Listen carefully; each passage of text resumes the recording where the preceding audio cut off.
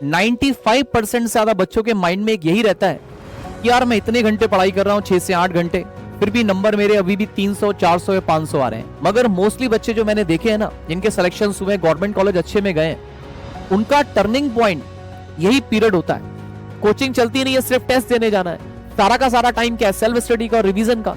जितना ज्यादा रिवीजन करोगे, जितना ज्यादा टेस्ट में पार्टिसिपेट करोगे, उतने अच्छे नंबर आएंगे। हेलो बच्चों, मुझे उम्मीद है आप सब बहुत अच्छे होंगे। आप सबने वीडियो की टैगलाइन तो देखी होगी, मार्क्स नहीं आते हैं तो आप क्या करें। तो बेटा ये क्वेश्चन सिर्फ आपका नहीं है। ये क्वेश्चन आप देखोगे तो इंडिया में जितने भी बच्चे नीट की प्रिपरेशन कर रहे हैं, वो भले ही क्लास 11 के हों, 12 के हों या 12 पास आउट के हों, 95% से ज्यादा बच्चों के माइंड में एक यही रहता है कि यार मैं इतने घंटे पढ़ाई कर रहा हूं, 6 से 8 घंटे, फिर भी नंबर मेरे अभी भी 300, 400 या 500 आ रहे हैं। तो वीडियो उन सबके लिए इंपॉर्टेंट होने वाली है जिनके नंबर 300, 400, 500 या 600 के आसपास आ रहे हैं, और वो देख रहे होंगे कि भैया इस समय जो हमारा नीट का जो कट ऑफ है, अगर हमें बहुत अच्छा गवर्नमेंट कॉलेज चाहिए तो कम से कम हमारे नंबर 650 के आसपास होने चाहिए। तो कैसे 650 आते हैं? 400 वालों के भी बेटा 650 के आसपास आते हैं, 500 वालों के भी 650 के आसपास आते हैं। सबसे इंपॉर्टेंट हम जरा इस बात को समझते हैं कि जिस दिन आप प्रिपरेशन स्टार्ट करते हो और जिस दिन आप नीट का पेपर देते हो, इस ड्यूरेशन में क्या क्या चेंजेस आते हैं आपके मार्क्स में और किस किस तरीके से प्रिपरेशन में चेंजेस आते हैं। तो एग्जाम करते हैं। तो बेटा समझो, जब आप अपनी प्रिपरेशन स्टार्ट करते हो, तो अब जब हम प्रिपरेशन की बात करें तो आप देखेंगे मोस्टली बच्चे जो क्लास 11 के हो, 12 के हो या ड्रॉपर के हो, प्रिपरेशन स्टार्ट हो चुकी होती है अप्रैल या मई से। तो स्टार्टिंग में जब प्रिपरेशन स्टार्ट होती है तो जो पहला टेस्ट होता है उसमें भले ही फिजिक्स हो, केमिस्ट्री हो, बायो हो, 1 या 2 चैप्टर्स आते हैं। और जैसे ही 1 या 2 चैप्टर्स आते हैं, आप बहुत बढ़िया से प्रिपरेशन करते हो और आप टेस्ट में नंबर लेके आ पाते हो। तो पहला तो वो, जब आपके पहले टेस्ट में नंबर आते हैं 500, 550, और जैसे ही आप अगले टेस्ट और उसके अगले टेस्ट में जाते हो तो आपने देखा होगा बहुत सारे बच्चों के नंबर जिनके 550 आ रहे थे, उनके नंबर 400 या 450 पे आ गए। तो इस बात को लेके परेशान होते हैं कि सर पहले टेस्ट में तो मेरे 550 आए, अगले टेस्ट में 400 आए। भाई 400 क्यों आए ये समझना भी जरूरी है, और 400 से 650 पे कैसे जाएंगे ये समझना भी जरूरी है। तो इस बात को मैं समझाऊंगा आपको एक ग्राफ के फॉर्मेट में, जिससे आप समझ पाओगे कि असली में जब हम प्रिपरेशन स्टार्ट करते हैं और नीट का पेपर देने जाते हैं तो क्या क्या चेंजेस आते हैं हमारी प्रिपरेशन में, और टेस्ट में नंबर क्यों कम आते हैं। तो देखो, इस बात को हम समझेंगे ग्राफ से। तो आप देखो, जब आप प्रिपरेशन स्टार्ट करते हो तो स्टार्टिंग जो प्रिपरेशन की अगर हम बात करें तो बेटा जो स्टार्टिंग जो होती है प्रिपरेशन की, वो ऑलमोस्ट अप्रैल और मई से स्टार्ट होती है। तो आप सभी को पता है, जैसे ही हम कोचिंग ज्वाइन करते हैं और अपनी प्रिपरेशन स्टार्ट करते हैं, उस समय सबसे ज्यादा एनर्जी होती है। और उस समय हमें लग रहा होता है कि भैया हमें तो भाई बहुत अच्छे गवर्नमेंट कॉलेज में जाना है, एम्स में जाना है। एनर्जी आपके पास फुल होती है और आप घर पे जाके खूब बढ़िया तरीके से मेहनत करते हो। तो जैसे जैसे आप मेहनत करते जाते हो, टाइम बढ़ता है, तो धीरे धीरे नंबर्स भी बढ़ते हैं। तो ये वो टाइम है जब आप अप्रैल से लेके जब आप टेस्ट देना स्टार्ट करते हो, अप्रैल के बाद मई, जून, मान लेते हैं कि आप अगस्त तक आप देखते हो तो आपके नंबर धीरे धीरे धीरे धीरे बढ़ते हैं, क्योंकि सिलेबस कम होता है। सिलेबस कम आता है, उसको प्रिपेयर करना, रिवाइज करना आसान होता है। तो आप नंबर, जब हम इसकी बात करें तो ये नंबर हमारे धीरे धीरे धीरे बढ़ते हैं।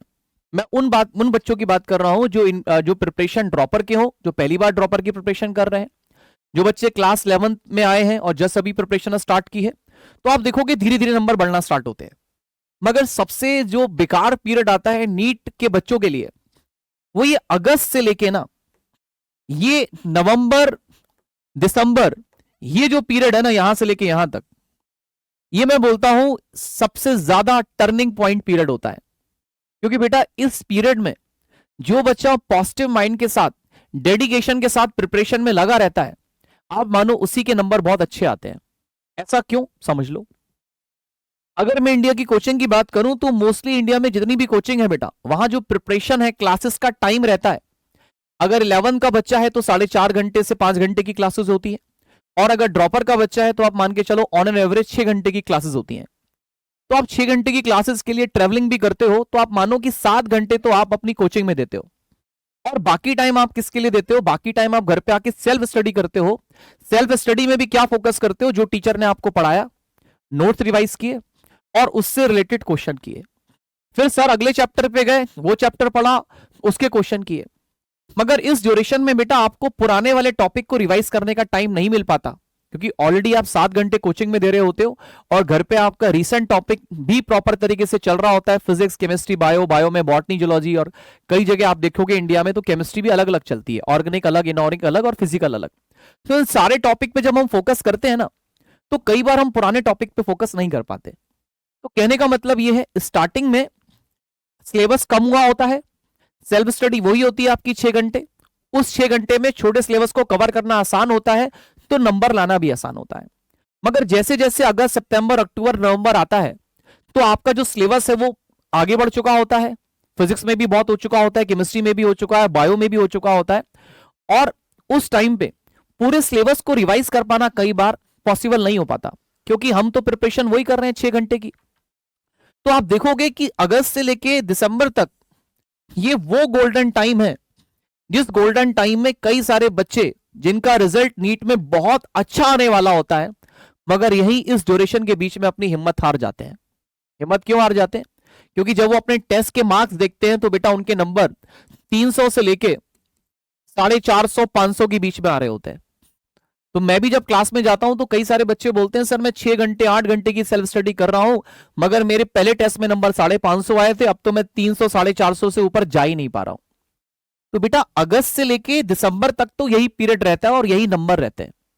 देखो 2-4% एक्सेप्शनल होते हैं जो पहले भी प्रिपरेशन कर चुके होते हैं, वो भले ही हो सकता है वो ज्यादा मेहनत कर पा रहे हैं, वो नंबर हर टेस्ट में 650 लेके आए, मगर मोस्टली बच्चे जो मैंने देखे हैं ना, जिनके सिलेक्शन हुए, गवर्नमेंट कॉलेज अच्छे में गए, उनका टर्निंग पॉइंट यही पीरियड होता है। इसमें आपको अपने माइंड को पॉजिटिव रखना है। जो टीचर आपको रीसेंट टॉपिक में पढ़ा रहा है उस पर आप बढ़िया से फोकस करो। जो भी आपने सेल्फ स्टडी का टाइम बना रखा है वो 5 घंटे से लेके 7 घंटे या 8 घंटे, जो भी आपका टाइम बना रखा है सेल्फ स्टडी का, उसको पढ़ो। रीसेंट टॉपिक जो चल रहे हैं फिजिक्स, केमिस्ट्री, बायो, उसको साथ साथ कवर करो। कवर करने का तरीका, क्लास नोट्स पढ़ो, जो टीचर ने होमवर्क दिया उसके क्वेश्चन ट्राई करो, और जितने भी टेस्ट हो रहे हैं उसको बढ़िया तरीके से पार्टिसिपेट करो। टेस्ट को देके डीमोटिवेट मत हो। कई बार ऐसा होता है कि जब नंबर 350 400 आते हैं तो टेस्ट में जाने का मन नहीं करता। क्यों लगता है कि यार नंबर कम आएंगे, पेरेंट्स को बताएंगे, पेरेंट्स सोचेंगे पता नहीं सिलेक्शन होगा नहीं होगा।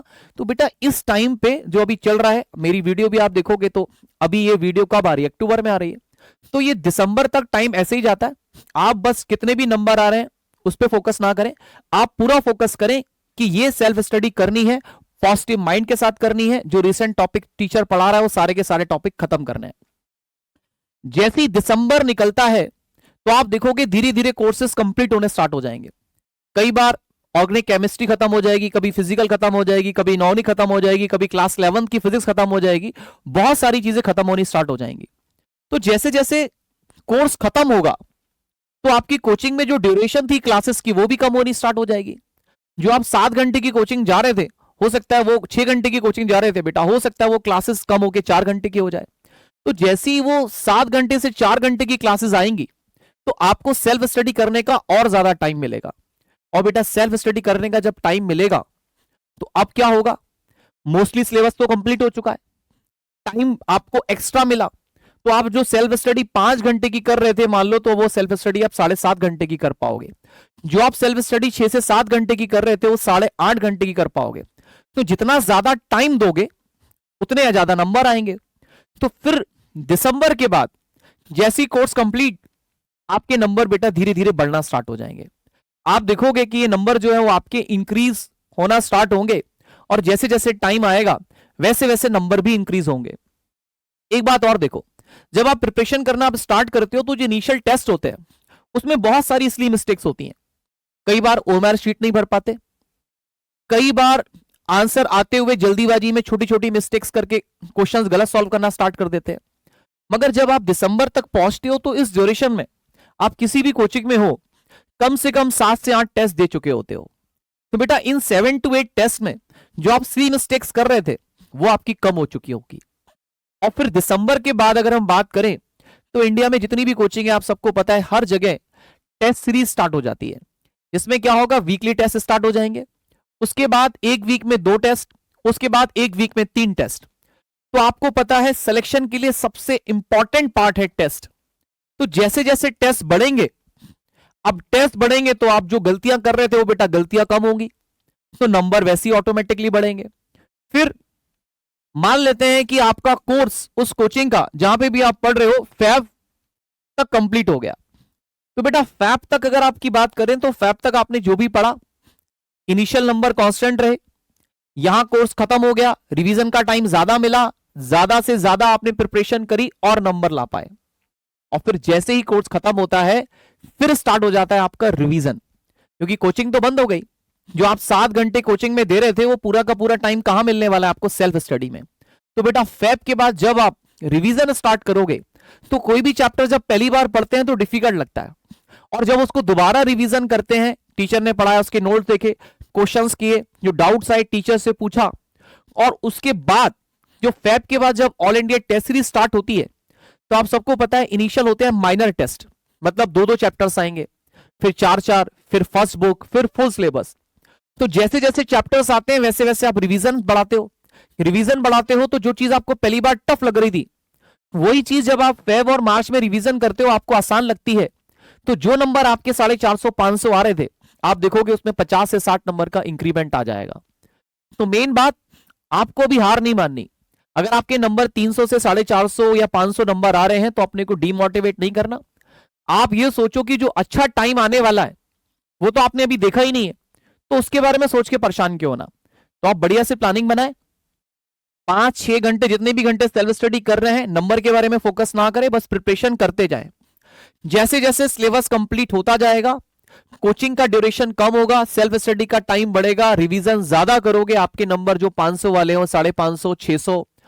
और लास्ट जब हम बात करते हैं मार्च और अप्रैल, तो बेटा ये वो टाइम होता है जो आपके नंबर में बहुत बड़ा उछाल लेके आता है। जब आपका कोर्स कंप्लीट हो गया, टेस्ट हो गए, फिर फाइनली जितने भी टेस्ट हो रहे होते हैं मार्च अप्रैल में, ऑलमोस्ट कोचिंग में फुल सिलेबस के होते हैं। अब वो मार्च अप्रैल में जब फुल सिलेबस के टेस्ट दोगे, मान के चलते हैं 15 से 20, जब वो टेस्ट दोगे, बार बार उसी टॉपिक का बार बार टेस्ट दोगे, तो जो टॉपिक वीक था वो धीरे धीरे धीरे धीरे स्ट्रांग होना स्टार्ट हो जाएगा।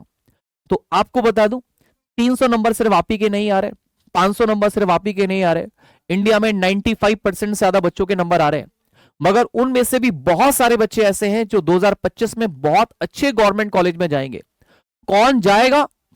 जो बिना टेंशन लिए, जो सेल्फ स्टडी का पाथ बना है उसको फॉलो करेगा, बढ़िया से टेस्ट देगा, एक भी क्लास मिस नहीं करेगा, पॉजिटिव माइंड के साथ प्रिपरेशन करेगा। मैं डेफिनेटली बोल रहा हूं, जो डेडिकेशन के साथ 5 से 7 घंटे पढ़ता है, जिनके नंबर अभी 300-500 आ रहे हैं, वो फरवरी पहुंचते पहुंचते जब वो ऑल इंडिया टेस्ट सीरीज में पार्टिसिपेट करेंगे, उनके नंबर 500 से 600 के आसपास पहुंचना स्टार्ट होंगे। और मार्च अप्रैल में भी इसी डेडिकेशन के साथ लगे रहे, और मार्च अप्रैल के टाइम में कोई भाई टॉपिक तो पढ़ना नहीं है, रिवीजन करना है, और कोचिंग चलती नहीं है, सिर्फ टेस्ट देने जाना है। सारा का सारा टाइम क्या है? सेल्फ स्टडी का और रिवीजन का। जितना ज्यादा रिवीजन करोगे, जितना ज्यादा टेस्ट में पार्टिसिपेट करोगे, उतने अच्छे नंबर आएंगे। तो मैं आपको यही बोलूंगा, ऐसे आप नहीं, ऐसे बहुत सारे बच्चे हैं जिनके नंबर जुलाई से लेकर दिसंबर तक टेस्ट में नंबर कम आते हैं, मगर वो अपनी प्रिपरेशन लगातार करते रहते हैं। और बेटा वही बच्चे आगे जाके जब वो नीट का पेपर देते हैं तो उनके नंबर 650 प्लस आते हैं। और ऐसा एक बच्चा नहीं, ऐसे मैंने बहुत सारे बच्चे देखे हैं, और हर साल मैं ऐसे बच्चे देखता हूं जो बहुत बढ़िया गवर्नमेंट कॉलेज में जाते हैं। तो आपको प्रिपरेशन बहुत बढ़िया तरीके से करनी है, पॉजिटिव माइंड के साथ करनी है, इन नंबर की टेंशन नहीं लेनी। बढ़िया से पहले सिलेबस कंप्लीट करो, रिवीजन करो, ऑटोमेटिकली नंबर बढ़ना स्टार्ट हो जाएंगे। ये सिर्फ तुम्हारे साथ नहीं है, सबके साथ है। अभी सेल्फ स्टडी का टाइम कम मिल रहा है, धीरे धीरे सेल्फ स्टडी का टाइम ज्यादा मिलेगा, कोर्स कंप्लीट होगा, उसके टेस्ट बार बार दोगे, वो टॉपिक और ज्यादा स्ट्रांग होगा। तो आज की मुलाकात यहीं तक रहेगी। बस नंबर की टेंशन ना लेके डेडिकेशन के साथ लगे रहें, पॉजिटिव माइंड के साथ प्रिपरेशन करते रहें। ये सोचें सिर्फ आप नहीं, ऐसे बहुत सारे बच्चे हैं, और आप सब मिलके बहुत अच्छे गवर्नमेंट कॉलेज में जा सकते हो जब बढ़िया तरीके से प्रिपरेशन के साथ लगे रहो। ऐसा नहीं है, नंबर कम आते हैं ना तो कई सारे बच्चे अपना टाइम कम कर देते हैं। जो 7 घंटे पढ़ रहे होते हैं वो सोचते हैं अरे मेरे तो नंबर आ ही नहीं रहे, मैं तो 5 घंटे पढ़ूंगा।